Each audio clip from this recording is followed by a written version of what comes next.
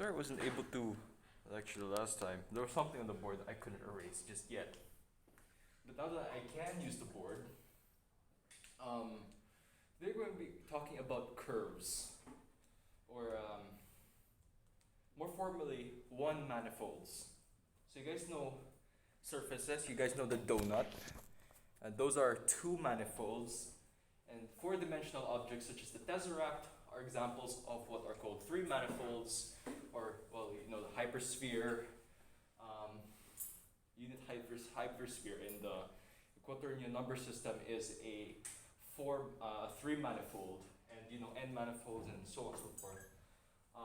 Up to an infinite amount of dimensions. And also, you know, the zero manifold, which is just a dot.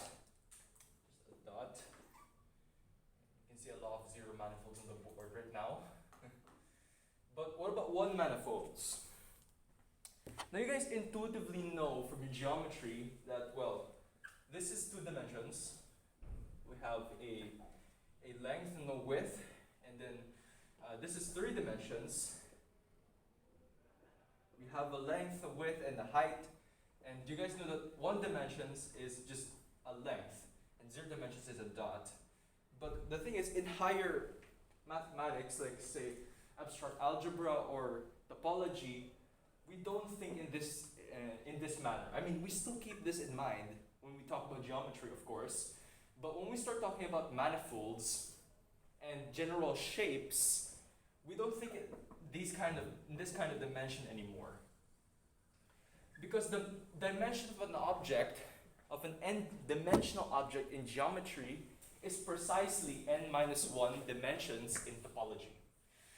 So if your object is three-dimensional in regular geometry, right, or in your elementary mathematics, then here in abstract algebra, it is likely to be a n-1 manifold. So let's say we have a sphere. Say we have a sphere here, okay? A three-dimensional sphere.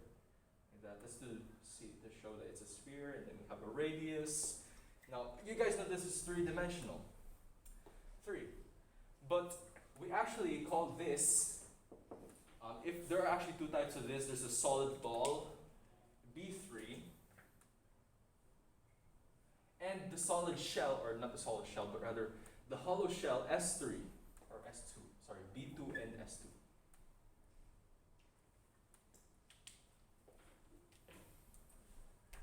Now, oh wait, no, sorry, this is, sorry, 3. Yeah, no, it is 2. This is 2, and this is 2. Or actually, this is B3.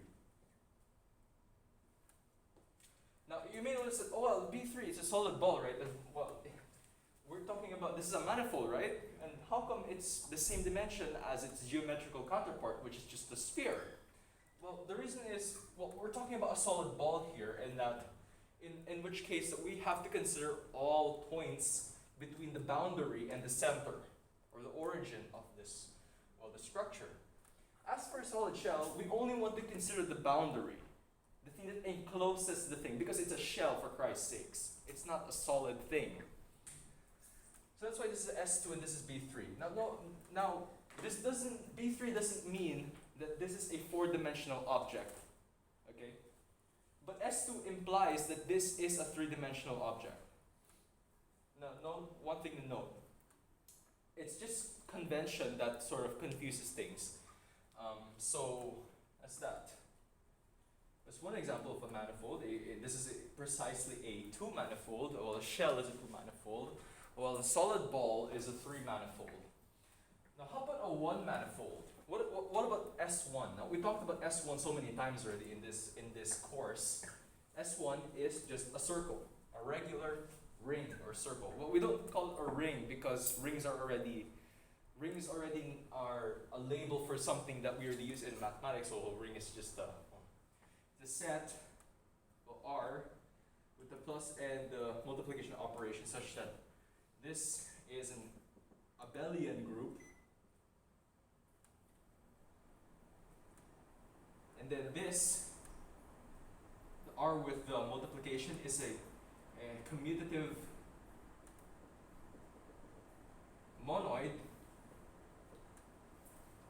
which is just a magma with an identity element, or a neutral element, as they like to call it. But that's a ring. But that's why we don't call S1 a ring. I mean, it may look like a ring, it's like a thing you put in your finger or something. But ultimately, a ring is something entirely different in mathematics, and we really discussed it. You guys should know that. You guys should know the reason why we don't call these things rings. We call them balls. Whether it be a one-dimensional ball, or it would be a solid shell, or a solid ball, we call it balls in general. We don't call them rings, we don't call them, or things like that. We call this a circle, of course. But in general, we call them balls. If you hear a mathematician say, well, this is a ball, this is a one ball, we're talking about, well, a solid circle. Of course, the mathematician guys say, oh, it's a circle. Yes, it's a circle. So that's a distinguishing thing about them. Now, this is a one manifold here. Notice that this is a curve. There's only one line. And notice that S1 can be thought of as the real axis, R. We can think of S1 as R wrapped onto itself. So we know the thing here, this is R. We can make this into this by simply, we've already done this before with trying to construct a torus or a femboy donut. What we do is just take the endpoints and then put them together or connect them together, what we call identification. So we identify it by sort of just connecting these endpoints to say, oh well, minus infinity is equal to positive infinity. Because the thing is, when you think about infinity though, in calculus you say, oh well, it's some indefinite value that you approach, or that is, well, beyond any bound. But the thing is, in set theory, in higher mathematics, we treat infinity as an object, another mathematical object, something that's mundane. But of course, definitely something we don't want to mess with, right? So we treat it with respect. But just saying here, to make this into this, what we do is identify it by saying that minus infinity is equal to positive infinity, and so it wraps around, it becomes a circle. Okay? So you may be thinking, oh, well, Professor, how the heck? Right, let's say that 0 is over here. 5, let's say this is, well, 4, 5, 8. Okay, let's name the numbers 1 to 10. 1, 2, 3, 4, 5, 6, 7, 8, 9. Where's 10? Well, 10 is just going to be here. 10 is equal to 0, 11 is equal to 1, 12 is equal to 2, 13 is equal to 3, 4, and then so in this sort of modification or wrapping around of the real number line, we say that for all n inside R, n is equal to n plus 1. Now I'm not saying that this is equal to here, but rather we're going to say for n, for all n in R that is greater than 9. So for all n that's great in R, or all real numbers that are greater than 9, n is equal to m plus 1. Well, actually we won't say greater than 10 because 10 is equal to 0. So here. Oh no, actually n minus 10, sorry, this is n minus 10. This is 9, greater than 9. So 10, oops, yeah, it has to be greater than 10. For the case of 10, we say it's minus 9. Yeah, n minus 9 for 10. But for 11, it's already minus 10, and then 12 minus 10. Yeah. So n is equal to n minus 10. So, yeah. So, we actually say that this is mod 10. So this is actually R mod, R mod 10. Or, yeah, we call it, we basically say R mod R10. I believe that's how it's denoted, or that's how it's shown to be. This is modular arithmetic, I think. The best I can remember, I believe. So yeah, this is an example of a one manifold, a circle or a ball, one ball. Now, you guys know the usual suspects that mathematicians study in every corner of mathematics. You guys know the function, the bijective function you study in your elementary days. So alpha maps R onto R. And this alpha is characterized by the image f of x. So you're given an input x, and then you have an output f of x. So say f of x is, well, e.g. Alpha is equal to x squared. You know that. It's a simple parabolic function that returns the square of your input. So 1 squared is 1, 2 squared is 4, 3 squared is 9, 4 squared is 16, 5 squared is 25, and etc. So that's one example of the things that people study. Now, this is not directly a graph, okay? This is not a one manifold in the direct sense, but rather a one manifold or a curve is a representation of this thing. It's a representation of this. Well, when we think about functions here in abstract algebra, this is an object. This is just an object. Do not think about the graph. This is just an object that we study. Think of it like, I don't know, a marker. It's not a graph, but think of it like an object. Its own thing. It's abstractly, it's not directly connected to a graph, but rather it's something that can be represented by a graph. So think of functions like that. And the second one is well, in general, what this is an isomorphism. So an isomorphism, say L, maps one algebraic structure A onto another algebraic structure A2. And then there exists some L to the minus 1 that maps A2 onto A1, or just A. And so that's an isomorphism. Another thing is the homeomorphism. So I'll call it H. Homeomorphism. So it's a mapping between two topological spaces, or two FT spaces.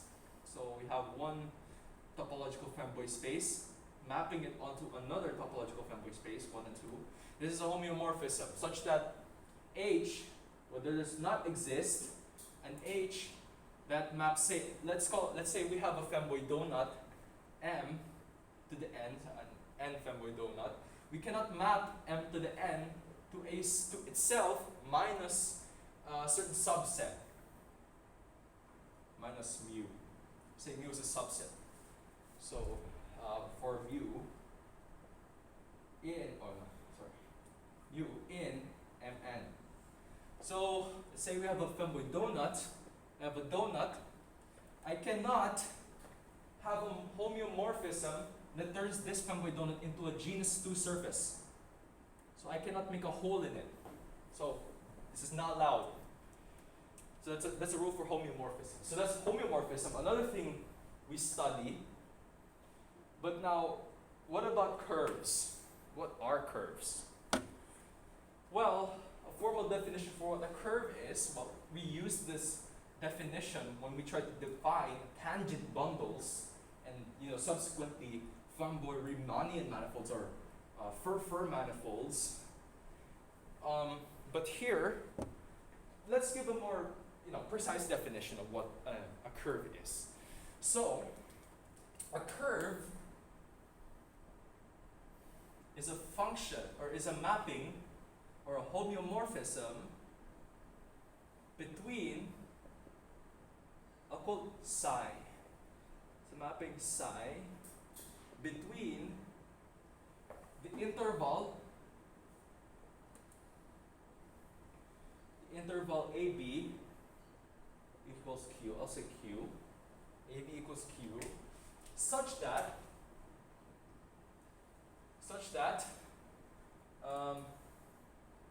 f of A equals 1 and f of B is equal to 0.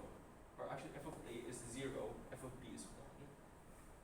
F of B is 1. Okay. Oh, wait, no, sorry. Psi of A. So the image of these these guys under psi is 0 and 1 respectively. Oh, sorry, I need to rephrase that because I didn't specify what's the sort of domain that we, or the range we map it onto. Okay, interval and R. R2, I believe. Okay, such that, oh, sorry, F. Psi of A is equal to 0 and psi of B is equal to 1. So that's what it is. So it is some mapping psi that maps the interval Q onto R2. Or if we have an interval in general, given an interval Q, which is composed of the union of multiple intervals, say x1, x2, union, union, xn minus 1, xn. So this is the nth interval here. Yeah, this is the nth interval. Yep, nth interval. So this first interval, this is the n minus 1th interval. Yeah. So in general, given this interval, psi maps, well, Q onto R n minus 1. So the amount of intervals there are, or amount of elements are in these intervals, or the union of these intervals are mapped onto R. So we can think of this as some interval running from x1 onto xn, and we want to map that onto Rn minus 1. So this is a representation, rather, or a more abstract definition, but precise definition of a curve. And the way we think about it, of course, is, well, obviously it's a curve. It's a line, and because it's a line only, it doesn't have some height. It only has a length and a width, and so we can only take steps in two directions. We can only take a dy and dx. We can take a dz. Then it's just a one manifold. It's one way thinking. So I have a curve here, and then this is the point B, and this is the point A. And so now this is the curve. This is the curve.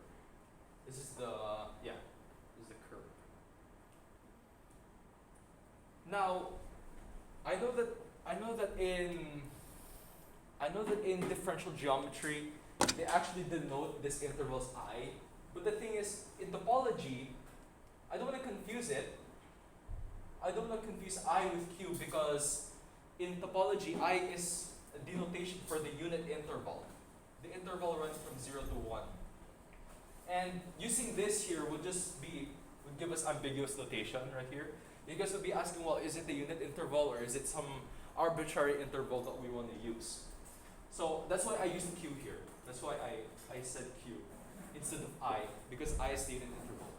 But in topology, actually, when we think of a curve here, when we think about paths and stuff like that, when we want to consider path connectedness of a certain topological space, we actually use I here. We use I. We don't use Q here, an arbitrary interval. But in differential geometry, they've definitely used an arbitrary interval. But to make things simple in topology, we just use I here, which is the interval running from 0 to 1. And so, yeah, that's it actually for these things. Very simple and intuitive concept. The curve being a mapping between an interval and R2.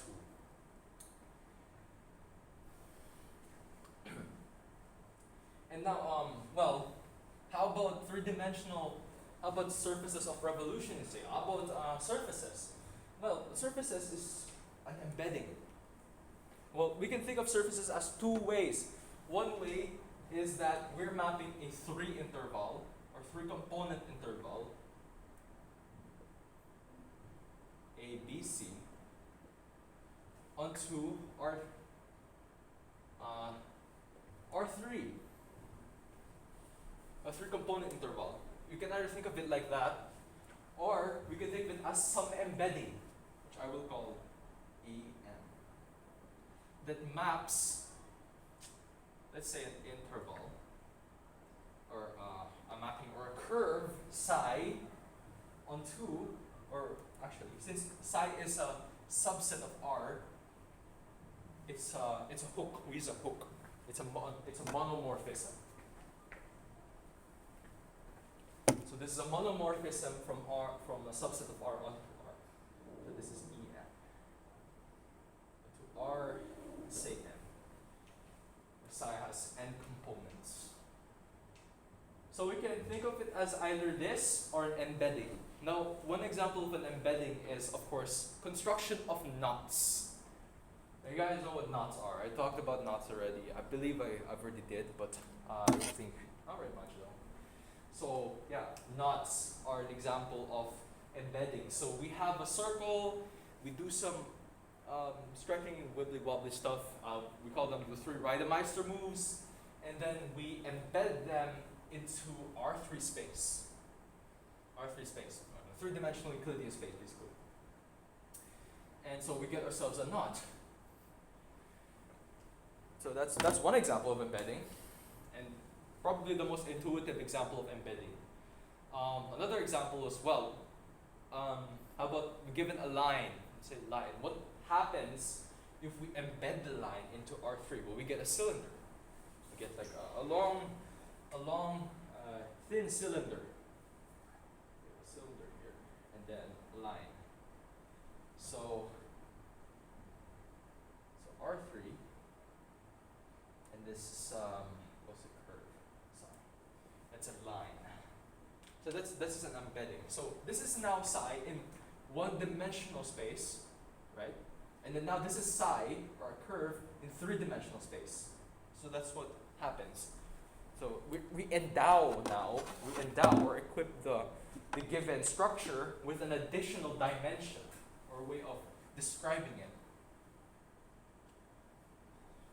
So now, how does this apply to our study? Well, of course, given some curve, right? A curve of femboys, we have 2 femboys, or we want to map, or okay, we have psi, map some interval f1 to f2 onto, say, R. R1, let's say. We have a 1-dimensional line of femboys, and or let's say R2, such that the psi of f1, or the image of f1, is the same as the image of f2 under psi. So this is a circle, right? So we have a simple femboy circle, fs1.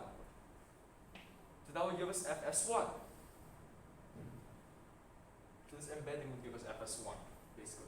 Because, well, one here, well, we know that in a curve, right, we have our A and then our B here. If we attach them together, we get ourselves something that's homeomorphic or isomorphic to a circle. So something like this. So now this is f1, f2. Rather images. So actually, this is not A and B, but rather they're images under psi. Okay. And of course, it's the psi in between A and B. There. So this is one way of thinking about it. And so this is one way of constructing a femboid donut. So we take 2 psis, or 2 embeddings, or rather not really 2 embeddings, but 2 curves, and then we make them into a circle. We make them into a circle, and then take the Cartesian product between that circle. So let's say we have a psi2 with another corresponding interval f2, f3, f4.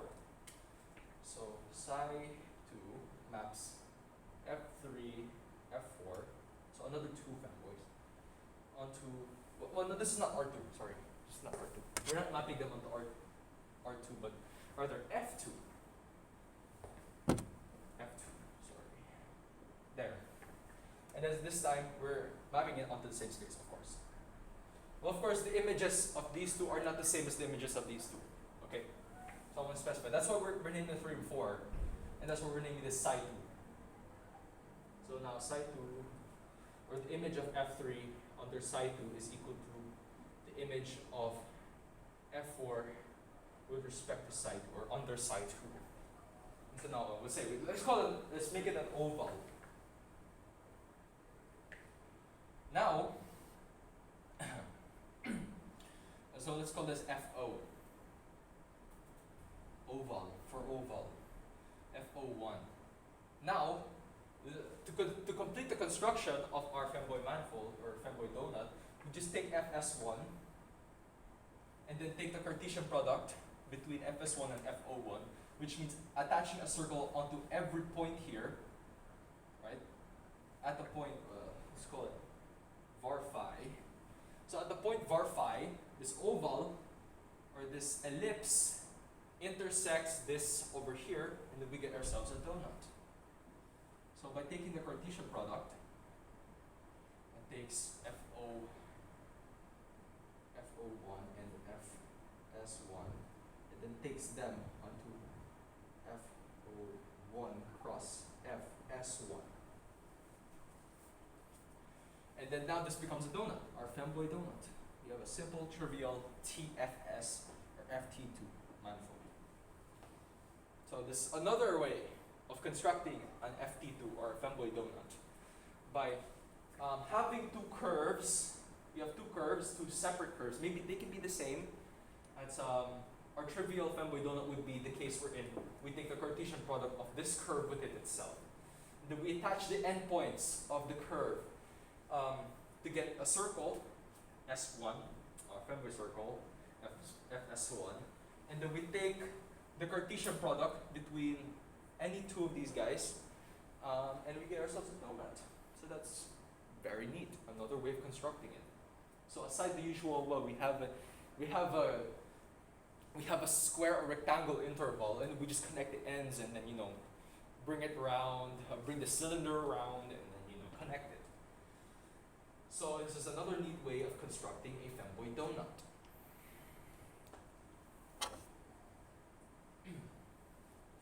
So, okay, so that's actually it for this lecture. Now, I believe this will really be the end. This will be the last footnote, I believe. I'm not sure if this is actually going to be the last footnote. Maybe I might post some more footnotes in the future. The curriculum of the Lyceum of St. Candace is changing every day because of the changing landscapes of modern mathematics. So expect maybe more footnotes in the future. But for now, what we're going to do is rebuild the theory from the ground up using more advanced concepts such as cell complexes and, well, tangent bundles, and working with differentiable manifolds and maybe with diffeomorphisms.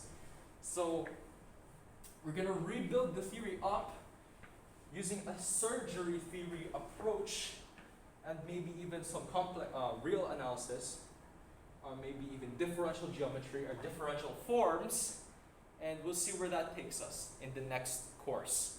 So that will be in Femboy Theory 2. For the time being, this will be the last footnote. Maybe not the last, but we're going to end the course in this footnote, or at least formally. This will be the last footnote in this course.